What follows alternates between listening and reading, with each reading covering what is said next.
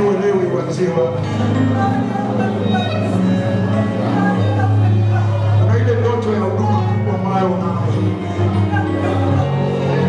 lakini Mungu na kukataria kitazama muonekano wa familia yenu.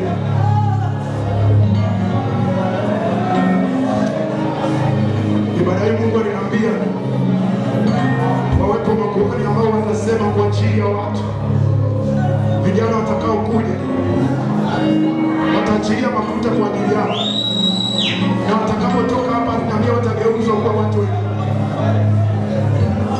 Ni kama vile Sauli ambao walikuwa wanaambiwa na Samueli, unapokutana na manabii utaanza kutabiri wakati wanatabiri. Na Biblia yangu inaniambia wakati Sauli alipokutana na wale manabii, alipoachana nao kidogo, yale mafuta aliyoachana nao, anasema alipokuwa anatabiri alikuwa anapafikiria mahali pa juu sana. Ninajua kuna vitu ambavyo natamani vitokee kwenye familia yako. Kuna namna ambavyo natamani familia yenu iwe, lakini familia yenu hamko hivyo. Kuna namna ambavyo natamani kizazi chako kiwe. Kijana ambaye natamani kuwa mwimbaji na ugospel mkubwa, kuna namna unamtamani Yesu, kuna huduma unatamani ndani yako. Kimbia tu mbele hapa, wako wachungaji wataomba kwa ajili yetu. Unatamani kuwa mhubiri, unaona ndani yako kabisa unasikia ni mhubiri. Unaona ndani yako unasikia ni mwimbaji. Njoo tu huko mbele.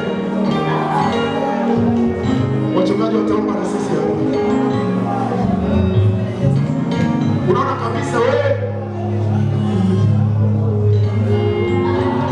roho ya maabudu anaishi ndani yako. Njoo hapa. Hatukuandaa ibada tu kwa ajili ya kuimba.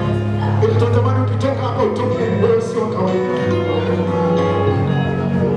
Wapate haya tena, nasema huduma yote ambayo unatamani uwe nayo, huduma yote ile unatamani kuwa nayo, ndoto yote ile ambayo unatamani kuwa nayo, sio tu kwenye huduma kanisani, hata vile ndoto ile ambayo unaitamani.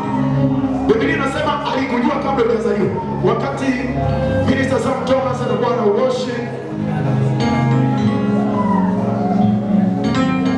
na Pastor Ezra alikuwa anajiandaa kwa ajili ya kuja ili akupake mafuta wewe,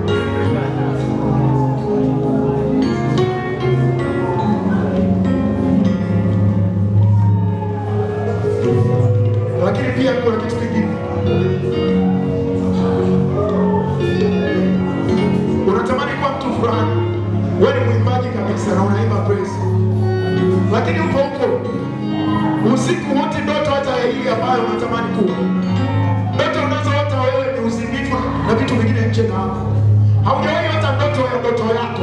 Yaani haujawahi kuishi ndoto yako hata kwenye ndoto. Unazuiliwa, kimbia tu mbele uje.